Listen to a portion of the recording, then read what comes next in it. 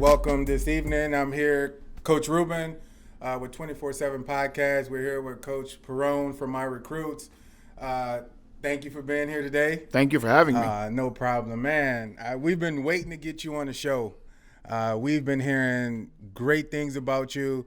Here being located in the state of Arizona, we just have so many kids that we're connected to that when we ask them about, getting recruited or being placed or anything like that, they say, I'm working with Coach Perrone. Mm-hmm. So, I hear a lot of other people that's moving to the Valley that don't know who Coach Perrone is or what My Recruits is. So before we kind of get started and get into the meat of everything, can you kind of introduce us, let us know, your background, My Recruits, how it started, kind of where it stands at? Yeah, I've been, in one way or another, I've been involved in the recruiting business for 20 years now. I worked very closely in the recruiting field with Powerhouse Junior College back east, Nassau Community College, which every year we were sending, 25, 30 guys, Division I. And then you need to reload every 6 months. You're sending out 25, you got to bring in 25. So I've recruited the best, I've moved out the best, and, you learn a lot from all different coaches. I mean, I've worked around some of the best coaches, literally. I mean, and some of the best recruiters. And I'm not embarrassed to go to one of those guys and say, Larry Bluestein down in Florida is, in one way or another, the godfather of recruiting. He's a guy that really initially started telling people, hey, this is who you are, this is where you can play, and this is how to get there.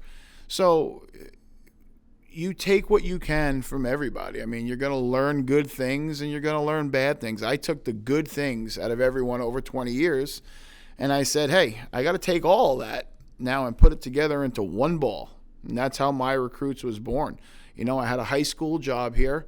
I was coaching the offensive line. I was watching a head coach do nothing for the players on the team. And it's really a soft spot because the question is out there is it his responsibility? It's his responsibility to coach those kids. It's his responsibility to, make sure that they learn the game of football. Is it his responsibility to get recruited? Well, that's an age-old question that I don't know if we're ever going to answer, but we've developed a system where the head coach can be involved. The parent is involved, the player's involved, I'm involved, and you take all those little pieces, and we've gotten a really good pie as a result so far. Okay. So, and I have a lot of questions for you. So, first off, I see a lot of people around here and kids and stuff like that, and it's not to bash any company or anybody like that, but I have a lot of parents that always ask me a lot of times, is it okay for my kid to go to this camp? Is it okay if I might go to this camp or that camp? What is your thoughts on that? When kids are going to these camps that's testing at 40, they broad jump, different things like that. It's a 2 or 3 day camp. They're charging $200-$300 for it. From your opinion, your expertise, is that something that helps a kid when it comes to being recruited? Yes and no. I have a good friend of mine that's in that business, and they call it scouting, right? Mm-hmm. There are scouting combines. What they do is they hold these combines, and then they try to sell those lists to the schools. The days of the schools spending $10,000, $15,000 have come to an end. They might think it's still happening, but it's not, because we're offset with supply and demand, Coach. There's 10,000 spots and 40,000 kids fighting for them. So the schools don't really need – they're falling on their lap. Now, those scouting combines, this is the one thing parents and should ask themselves, and they'll be able to answer this question for themselves. There's 2 types of camps. One that benefits you as a player, and one that benefits them as the person hosting the camp. Who is getting benefited in this one? If there's not something that you're going to benefit from this camp, then it's no good. And nobody should ever pay $150, $160, $180 to have to go to a camp or combine. You see these colleges hosting them, they're, $40, $50, $60. As that dollar starts to rise, the more questions you should ask about the camp. Okay. So is there a difference between a college hosting a camp and just some random organization hosting the camp? Absolutely. I mean, the best camp you can go to, okay, is a mega camp. You know, SMU had one this year. I mean, I personally knew 200 college coaches that were there. So the SMU camp, here you've got, 100 schools represented over 3 days. I've got one young man that's down in Georgia. He got 9 Division I offers just off of going to the SMU camp. You got to go there. You got to ball. They got to see you. The eye test, right? What does he look like? Film is great, but what does he look like? So there's so many different parts of this process now. You got to pass the eye test. You got to show the athleticism. That's where 7-on-7 has really come in. And I don't want to jump ahead, but it's really started to show athleticism. I mean, Derek English, a young man that I have that plays at Saguaro right now, I mean, we got him in, and he's a young sophomore, and he just ridiculous catch after ridiculous catch after ridiculous catch at the 7-on-7 level. And coaches are saying, are his ball skills that good? Send me more.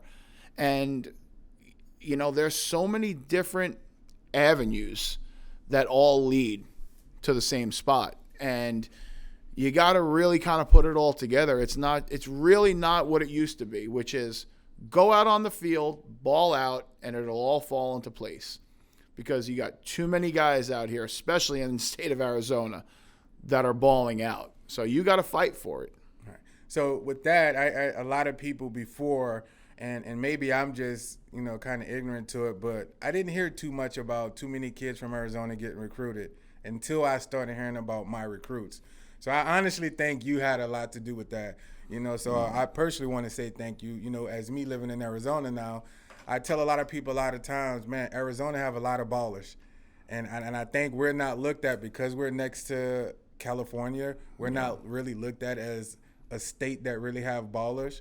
But from your expertise and from you, a lot of your guys, what do you have to say to someone that says Arizona don't have ballers? Oh, yeah, we've put an end to that.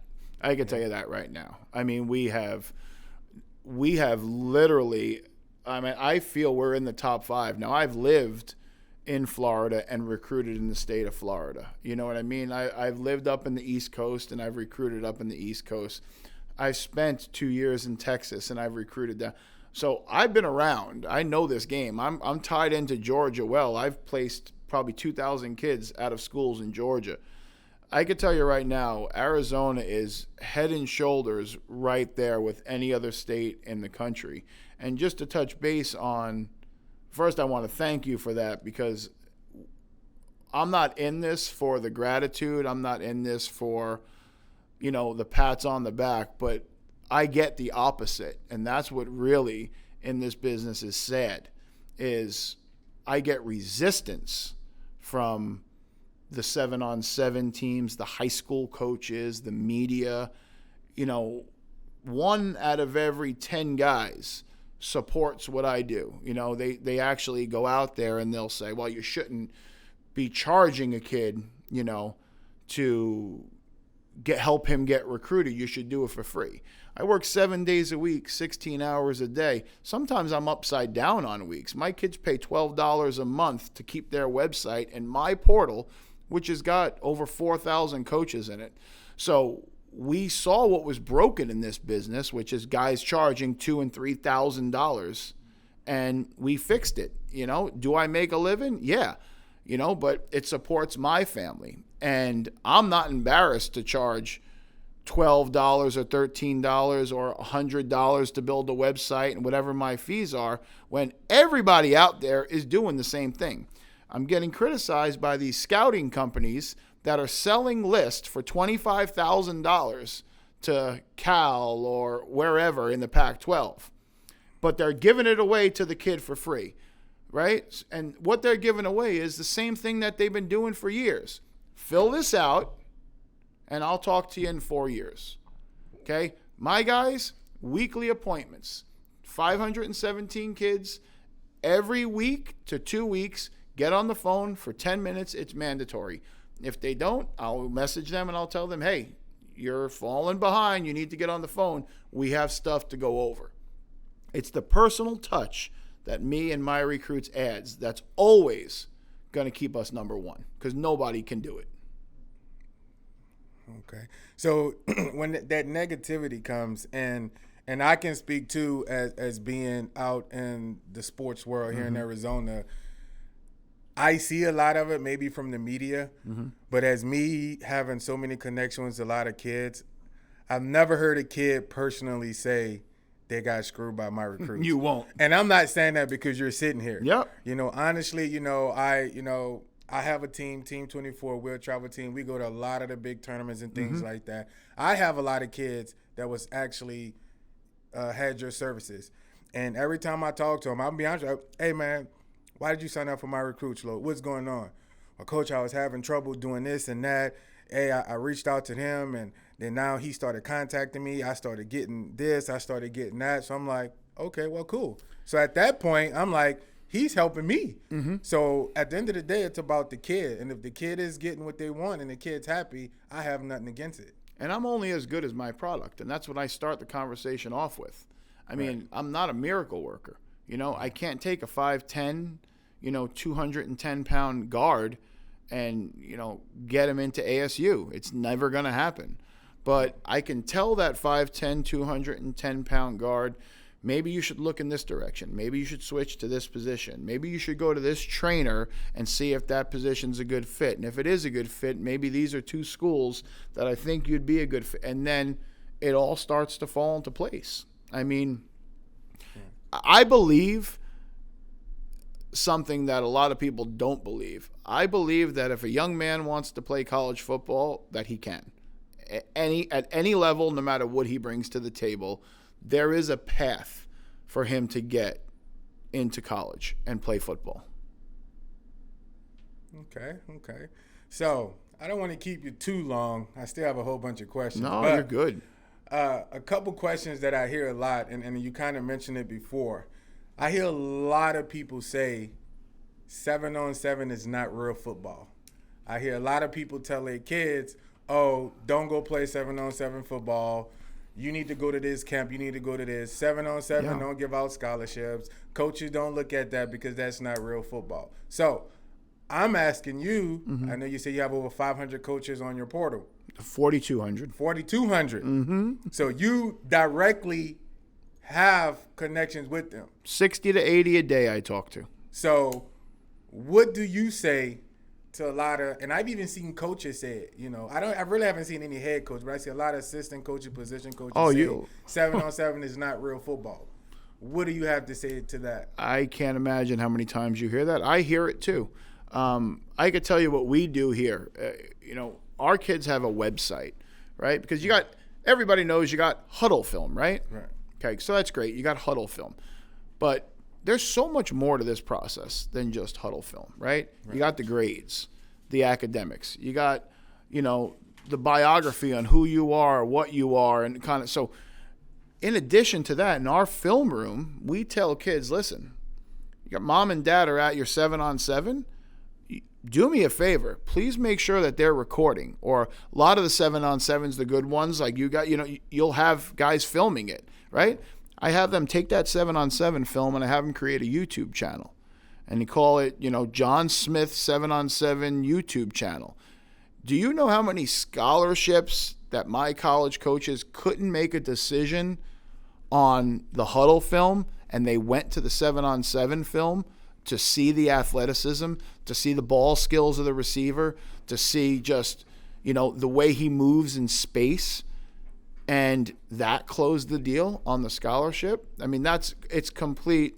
You're going to look, and like in anything, you're going to have a couple of old school guys that are going to say, don't send me 7-on-7 film. This is a new generation we're in. And I can tell you right now, 99 out of 100 coaches want to see as much stuff as they can. Plus, you got great kids out there on rosters that just can't get on the football field because they're behind another great kid. His 7-on-7 film might be all he has to show that college coach, this is what I can do. I mean, it's it's sad that people are out there selling that, because I can tell you right now, the college coaches ain't buying it. They want to see that film. Okay. Now I want you to answer another question for me. I see a lot of kids say this, and especially at the 7-on-7. For a kid that has that mentality, it's D1 or bust. Yeah. Like I'm a D1 athlete. I'm D2. Don't even talk to me if it's D2 or D3. I'm JUCO. I'm not going to JUCO. Hey, I run a 4.3. I'm a D1 athlete. What do you have to say to those parents and those kids who have that mentality, D1 or bust? Well, you try not to crush dreams, and it's a real soft spot. But, the stats don't lie, okay? There's 1.1 million high school athletes out there. They all can't be D1. And the craziest stat that I've come across in this business is that 75%, I think it's 78% of all high school football players that go away to a 4-year university quit or come home in the first 13 months. So what you have happening is you just have kids picking the wrong schools for the wrong reasons. So I asked them, what's important to you? Well, I want to get on the field. Well, I'm going to tell you right now, you want to get on the field?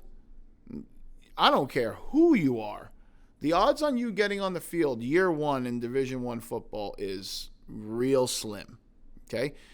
You want to go after it, you want to compete, that's fine. But I'm going to tell you, these are your pitfalls. Because guess what? You've got D1 guys out there that took that D2 road, and I got some of them are in the NFL right now. I got D1 caliber guys out there that took the Division III road that are out there in the NFL. So you don't have to just, I want to get to the league. And don't even get me started on JUCO. I mean, more guys have gone to the league out of junior college than anybody. I mean, that's Aaron Rodgers, and we could sit here and just fire them off. I mean, at the end of the day, if you have a D1 or bust mentality, you're going to fail. I mean, it's just the reality of it. And it's law of averages. 1 out of every 100 is going to be able to turn around and say, see, I told you so. But the other 99 are going to run into a brick wall so many times that they're just going to get tired of it. And they fall off, and they quit a game that they love and were great at because they don't realize how many other great schools there are out there. And I want to play on TV. Every team is televised now. I sat there the other day and watched my freshmen playing in the Jamestown versus Mayville State NAIA freshman game on TV, 1,000 miles away. I mean, and both kids had D1 ability, both quarterbacks in that game, in that freshman game. Both were D1 caliber quarterbacks. And both of them said, man, I want to get on the field and play, and I want to go somewhere that's special. And the number one rule for me and my recruits is you can't go wrong going where they want you. If you're going to kick that door down and they ain't going to answer, your foot's going to snap off eventually. If you go where they want you, you will be successful. That's the best advice I can give. Man, okay. So as we wrap up, if I had a parent and a parent came to me and say, hey, Coach Ruben, I heard about this, my recruits, I think my kid is capable of playing at the next level. Hey, what can you tell me about my recruits? What should I tell them? You need to have thick skin because he's going to be as honest comes. He is going to tell you what's wrong with your son, what's right with your son, what you know, what you don't know, what you need to learn. I don't make everybody happy because a lot of people can't handle the truth. But I really wish we had the time and I would show you the text messages. It is rewarding. I mean, I've been called every name, kicked out of house, had moms run out of the house crying, had dads try to fight me. Same people in 4 months are calling me, thanking me up and down, telling me I don't know where I would be without you road mapping what I believe is the craziest business out there right now. College football recruiting is literally the craziest business out there right now. Everybody knows everything about it when the reality of it is they really don't know nothing. And This is not something that's really good to say, but, a lot of these college coaches do it wrong. And it's amazing to these parents. Like, they say, isn't that their job? Yeah. College coaches are recruiting you, coach. They're recruiting you, and you. And there's only one spot. And when they get that number one player, they don't even have the courtesy sometimes to pick up the phone and call player 2 and 3. They just stop answering. And that's where I try to bridge that gap. And I try to work with those coaches that are going to call them up and say, hey, listen, we like you. I just had it happen the other day. I had a Division I FCS school call my guy and say, listen, we like you, but we don't have any money at linebacker. You're a guy that deserves money at linebacker. And my coach even says, let me know which schools you need help with, and I'll even help you if I can. So we're trying to work with that quality of coach, that quality of program, that quality of parent and player. And eventually, hopefully, we can change the black cloud that is over this business, because there's one that's really big. And, I don't know if I'm the savior, but I could tell you what, I'm going to bring some sunshine into it at the end of the day. So that's our goal. Man, I really, really appreciate it, man. Well, I don't want to keep you too much longer. So if anybody's listening, anybody watching, if they want more information, do you have a Twitter, website, phone number? Yep. How can they get in contact with you? Our website is myrecruits.org. Everything is on there. Twitter is at Coach Perrone, but go to the website. We've got a lot of things working right now. We're blessed to have an organization that we opened up. My Recruits Gives Back. And, we work with some of the group homes and some of the kids that don't have parents, helping them out with recruiting. I'm blessed to have so many great families that have come through here that have literally said, hey, we want to keep paying the $12 a month, put it into the foundation, help another kid out. So we've got a free option on there, My Recruits Basic, which gives them, I have over an hour and a half of video, tells them how to set up their Twitter and different things. I give all of my players that sign up an NCAA database with every college coach in the country, every email of every college coach in the country, all the information on the school, all the information on the city that the school is in, all of the recruiting questionnaires. We really give them all the tools to be successful, And at the end of the day, these people, you think they don't, but they just crave honesty. And that's what this business has been missing for years. Oh, man, that's perfect. That's perfect. And I know we talked about it a little bit before. Don't you have a couple podcasts yourself? Yes, the My Recruit Show is out kind of once every 3 to 5 weeks. We usually do a high school coach, a college coach. We'll have a parent on the parents platform so we can get a parent perspective, a 2022 player, and an underclassman. So we usually have 5 segments, but we've been mixing it up a little bit. We've been doing some college coaches corners where we'll bring 4 or 5 college coaches on. I work with a couple of other guys out there in the world. My guy Rob for Spotlight 39, he's doing a great job out there where he's doing film breakdowns. He's got a great foundation, the Darius Minor Foundation, which Darius Minor, a lot of people don't know, was a very promising Division I athlete who died of an aortic aneurysm, which it's kind of weird. Short story, but I also had an aortic aneurysm, and Rob and I actually hooked up through football, and I started helping a foundation that I didn't even know was something that I had suffered from. So he runs a great foundation. I have a great foundation, and My Recruits Gives Back. We're just one day at a time, just trying to make this thing a better plan. Man, really appreciate it, man. And like I said, definitely we're going to stay in contact. I know, working with Red Zone 7-on-7, they're trying to start a give back program, Team 24. All of us are in it for the kids. And Absolutely. I can tell just from speaking with you that you're in it for the right reasons. So definitely we get a chance. We definitely see future things that we can work together. I appreciate you having me, and good luck the rest of the way. I know you guys are going to do great stuff. All right. I appreciate it, man. Thank you, sir. Thank you.